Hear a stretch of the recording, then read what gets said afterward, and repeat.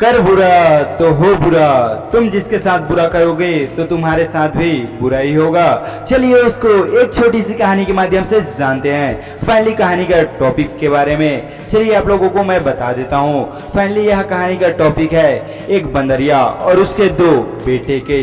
तो चलिए उस कहानी को अब चलिए जल्दी से शुरू करते हैं। तो फाइनली कहानी को शुरू करने से पहले हमारे वीडियो को लाइक करके चैनल को भी सब्सक्राइब कर देना। तो चलिए कहानी को यहीं से शुरू करते हैं। एक बंदरिया थी और वह बूढ़ी और अंधी थी। उसके दो बेटे थे, चंदन और नंदन। चंदन बड़ा बेटा था और नंदन छोटा बेटा था। दोनों अपनी माँ को बेहद प्यार करते थे। बड़ा बेटा चंदन बंदरों का सरदार था। सुबह होते ही दोनों भाई अपनी माँ को छोड़कर जंगल में चले जाते थे। दोपहर के समय वो अपनी माँ के लिए एक बंदर के हाथ में फल भिजवा दिया करते थे। एक दिन चंदन ने अपनी माँ को पूछा, माँ हम तुम्हारे लिए रोज फल भिजवाया करते हैं, वो तुम्हें ठीक तो मिलते ही हैं। माँ ने जो कुछ बताया उसे सुनकर चंदन को बड़ा ही गुस्सा आया।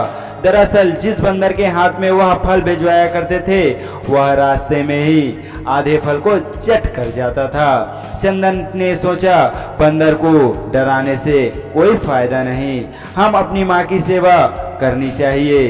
दल के साथ घूमने से कोई फायदा नहीं, माँ की सेवा करना ही हमारा परम कर्तव्य है और धर्म कर्तव्य है। दोनों भाई ने दल के साथ छोड़ दिया। अपनी माँ को लेकर जंगल की दूसरे जंगल में जाकर रहने लगे। एक दिन चंदन और नंदन अपनी माँ के साथ एक पेड़ के नीचे बैठे थे। तभी चंदन की नजर एक शिकारी की तरफ गई जो दूर से उसकी माँ की तरफ निशाना साध कर रखा था। यह देखना चंदन घबरा गया। शिकारी का निशाना उसकी माँ की ओर था। वह भागकर शिकारी के पास पहुंच गया और गिड़गिड़ाता हुआ बोला, भैया मेरी माँ को मत मारो, वह अंधी और बूढ़ी है, उसके बदले तुम मेरी जान ले लो।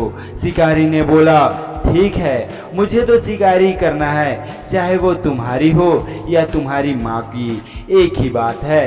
इतना ही कहकर उसने एक ही तीर से चंदन को घायल कर दिया। नंदन अपनी माँ के पास बैठकर यह सब कुछ देख रहा था। शिकारी ने फिर उसकी माँ की ओर निशाना ताना और नंदन ने सोचा बड़े भाई को तो मार दिया, तब भी इसके मन में शांति नहीं आई, या फिर मेरी माँ को मारना चाहता है। मैं कदा भी ऐसे नहीं होने दूंगा। अपनी माँ को जान का परवाह है, अपनी माँ को बेहद तरीके से नहीं मरने दूंगा।